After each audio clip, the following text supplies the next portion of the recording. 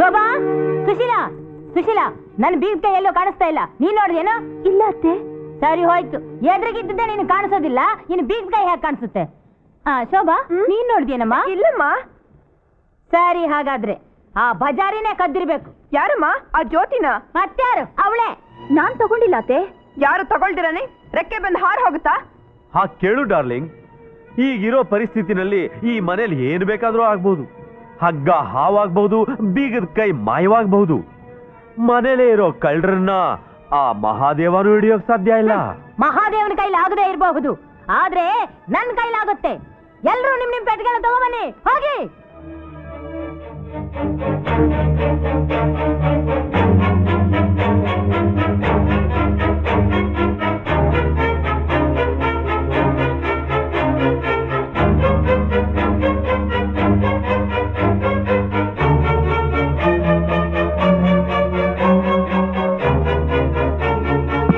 ನೀವ್ಯಾಕ್ರಿ ತಂದ್ರಿ? ಅನುಮಾನ ಬಂದ್ಮೇಲೆ ಯಾರಾದ್ರೇನಂತೆ, ಪರೀಕ್ಷೆ ಮಾಡೋದ್ರಲ್ಲಿ ತಪ್ಪೇನಿಲ್ಲ. ಮತ್ತೆ ಮೊದಲು ನಮ್ಮದ್ ನೋಡಿ.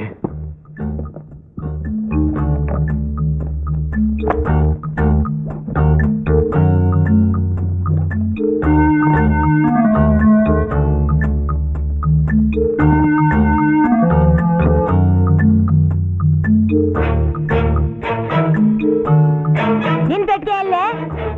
ನನ್ನ ಪೆಟ್ಟಿಗೆಗೆ ಬೀಗ ಹಾಕಿಲ್ಲ, ಬೇಕಾದ್ರೆ ಹೋಗಿ ನೋಡಬಹುದು. ಅತ್ತೆ, ನಾನು ತಗೊಂಡ್ ಬರ್ತೀನಿ.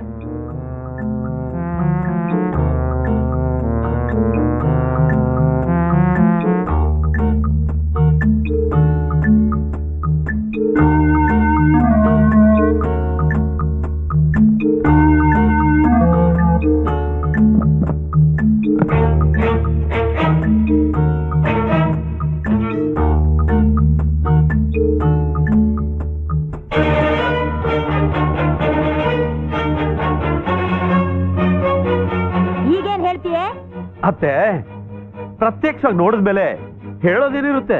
ಅದು ನಿಜ ಅನ್ನು. ಬೀಗದ ಕೈಯಾಗಿ ತಗೊಂಡೆ? ಮನೆ ದೋಚೋ ಆಸೆ ಇರುತ್ತೆ, ಇಲ್ಲ ನಿಮ್ ಸ್ಥಾನಕ್ಕೆ ಬಂದು ಎಲ್ರ ಮೇಲೂ ದಬ್ಬಾಳಿಕೆ ನಡೆಸಬೇಕು ಅನ್ನೋ ಆಸೆನೂ ಇರುತ್ತೆ. ಇರುತ್ತೆ ಇರುತ್ತೆ, ಮನಸ್ಸು ಆಸೆ ಹುತ್ತ, ಅದ್ರಲ್ಲಿ ಏನಿರುತ್ತೋ ಇರಲ್ವೋ. ಏನಮ್ಮ, ಬೀಗದ ಕೈ ನಿನ್ ಪೆಟ್ಟಿಗೆನಲ್ಲಿ ಹೇಗಮ್ಮ ಬಂತು? ನನಗೆ ಗೊತ್ತಿಲ್ಲ ಮಾವ. ಕಳ್ಳ ಕಳ್ಳ ಅಂತ ಒಪ್ಕೋತಾನ, ಸುಳ್ಳ ಸುಳ್ಳ ಅಂತ ಒಪ್ಕೋತಾನ. ಮನೆ ಹಾಳ್ತನ ಮಾಡೋ ಪ್ರತಿಯೊಬ್ಬರಿಗೂ ಮಹರ್ಷಿ ಅನ್ನಿಸ್ಕೋಬೇಕು ಅನ್ನೋ ಆಸೆ ಇರುತ್ತೆ. ಅತ್ತೆ, ಬೀಗದ ಕೈ ವಿಷಯ ಬಿಡಿ, ಮೊದಲು ಬೀರು ವಿಷಯ ನೋಡಿ.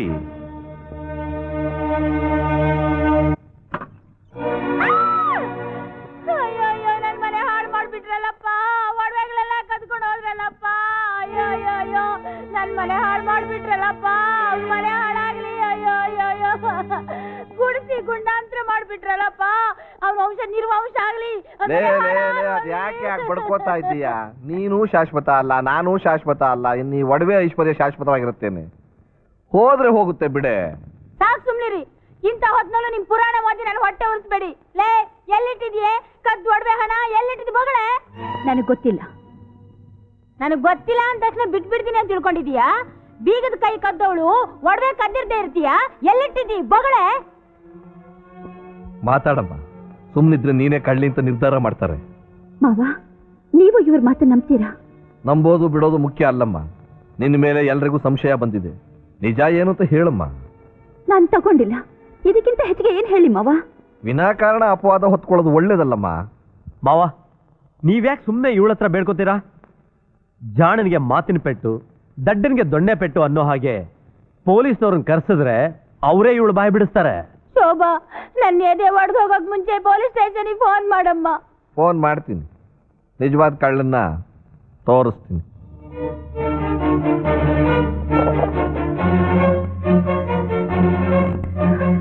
ಬೇಡಿ ಮಾವ. ಯಾಕಮ್ಮ, ಮನೆ ಕಳ್ಳ ಸಿಕ್ಬಿಡ್ತಾನೆ ಅಂತಾನ? ನಿಜ ಯಾವತ್ತಾದ್ರೂ ಗೊತ್ತಾಗ್ಲೇಬೇಕಲ್ಲ. ನೀನ್ ಸುಮ್ಮನೆ ಇರು. ನನಗೋಸ್ಕರ ಪ್ಲೀಸ್. ನೀನು ಈ ಕೆಲಸ ಕಡ್ಡಿ ಮಾಡಬೇಡ, ನನಗೆ ಫೋನ್ ಮಾಡೋದಕ್ಕೆ ಬಿಡು.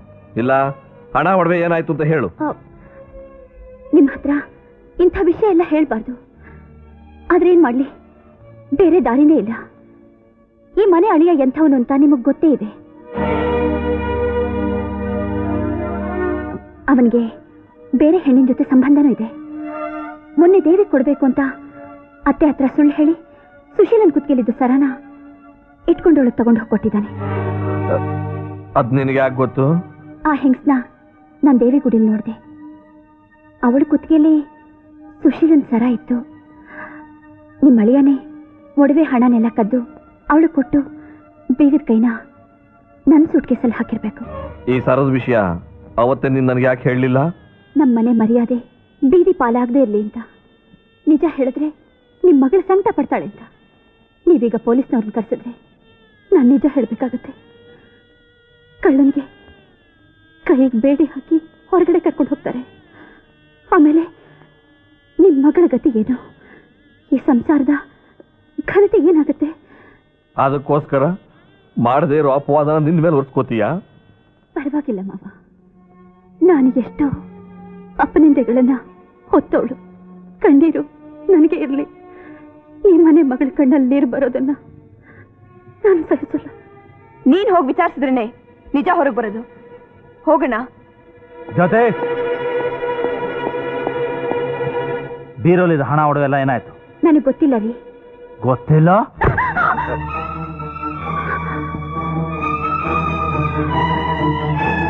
ಅಯ್ಯೋ ಪಾಪಿ, ಹೆಣ್ಣಿನ ಮೇಲೆ ಕೈ ಮಾಡ್ತೀಯ? ನೀನೇನು ಮನುಷ್ಯನೋ ಮೃಗಾನೋ? ಹೆಂಡತಿ ಗೌರವ ಕೊಡದೇ ಇರೋ ಗಂಡ ಅನಾಗರಿಕ ಕಣೋ. ನೀನು ಜೈಲು ಪಾಲಾಗೋದನ್ನ ತಪ್ಪಿಸಿ ನಮ್ಮ ವಂಶದ ಗೌರವ ಕಾಪಾಡಿರೋ ಈ ಹೆಣ್ಣು ಕಳ್ತನ ಮಾಡ್ತಾಳ?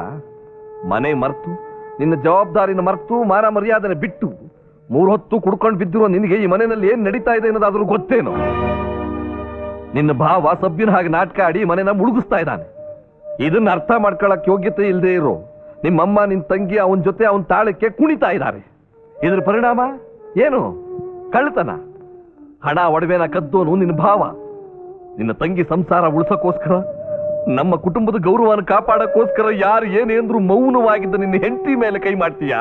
ಲೇ ಲೇ, ನೀನ್ ಈಗಲಾದ್ರೂ ಅರ್ಥ ಮಾಡ್ಕೊಂಡು ನಿನ್ ರೀತಿ ನೀತಿನ ಬದಲಾಯಿಸ್ಕೊಳ್ಳದೆ ಹೋದ್ರೆ ಇವತ್ತಲ್ಲ ನಾಳೆ ಈ ಸಾಧ್ವಿ ಕಣ್ಣೀರಿನ ಒಂದೊಂದು ಹನಿಗೂ ನೀನು ಪಶ್ಚಾತ್ತಾಪ ಪಡ್ಬೇಕಾಗತ್ತೆ.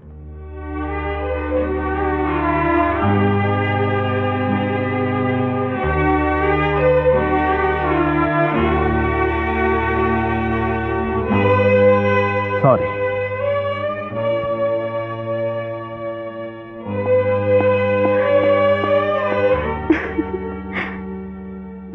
ಏನಮ್ಮ, ಏಟ್ ತಿಂದ್ರು ನಗ್ತಾ ಇದೀಯಾ ನೀನು?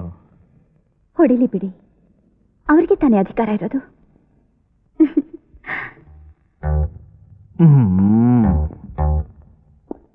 ಯಾರು ಒಳ್ಳೆಯವರು, ಯಾರು ಕೆಟ್ಟವರು, ಯಾರಿಗೆ ಅನ್ಯಾಯ ಆಗ್ತಿದೆಯೋ? ಬಿಸಿಲು ಕುದುರೆಯಲ್ಲಿ ನೀರು ಉಕ್ಕಲ್ಲ, ಕುಡ್ಕನ ಹೆಂಡತಿ ಕಣ್ಣಲ್ಲಿ ನೀರು ಬತ್ತಲ್ಲ. ಹೆಂಡತಿ ಇದ್ದು ಇಲ್ಲದೆ ಇರೋ ನನ್ನಂತವನ್ಗೆ ಚಿಂತೆನೇ ಇಲ್ಲ. ಈ ಪಾಠ ಯಾರು ಹೇಳ್ಕೊಟ್ರು? ನನ್ನಂತವನೇ ಇನ್ನೊಬ್ಬ ಕುಡ್ಕ. ಹೌದು, ಈ ಮನೆಯಲ್ಲಿ ನಿನಗೆ ತೊಂದರೆ ಇದೆಯಾ? ನೀವಿರುವಾಗ ನನಗೇನು ತೊಂದರೆ? ನಿಮ್ಮ ನೆರಳಲ್ಲಿ ಸಂತೋಷವಾಗಿದ್ದೀನಿ. ಸಂತೋಷ ಅಂದ್ರೆ ಏನಂತ ಗೊತ್ತಿದ್ಯಾ ನಿಂಗೆ? ಗೊತ್ತು. ಯಾವತ್ತಾದ್ರೂ ಕುಡ್ದಿದ್ಯಾ? ನಿಜವಾದ ಸಂತೋಷ ಕುಡ್ದಿರೋನ್ಗೆ ಗೊತ್ತು. ಡೋಂಟ್ ವರಿ, ನಾನು ಬೀಳಲ್ಲ. ಬೀಳೋಕೆ ನಾನು ಅವಕಾಶ ಕೊಡಲ್ಲ. ಹಿಡ್ಕೋತೀಯ? ಬೀಳದೆ ಇರೋವಾಗ ಹಿಡ್ಕೋತೀಯ? ಇಂಪಾಸಿಬಲ್. ಸೂತ್ರ ಇಲ್ದೇ ಇರೋ ಗಾಳಿಪಟನ ಯಾರು ಹಿಡ್ಕೊಳಕ್ಕಾಗಲ್ಲ. ಸೂತ್ರ ಇಲ್ಲಿದೆ ರೀ.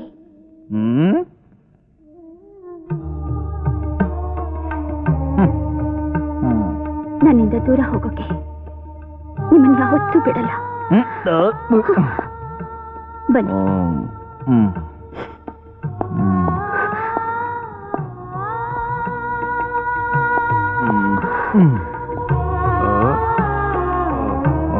ಯಾಕೆ ನಿಂತ್ಕೊಂಡೆ? ಒಳಗ್ ಬರ್ಬೇಡ ಅಂತ ನೀವೇ ಹೇಳಿದಿರಲ್ಲ. You still remember. Okay, time will come. Good night.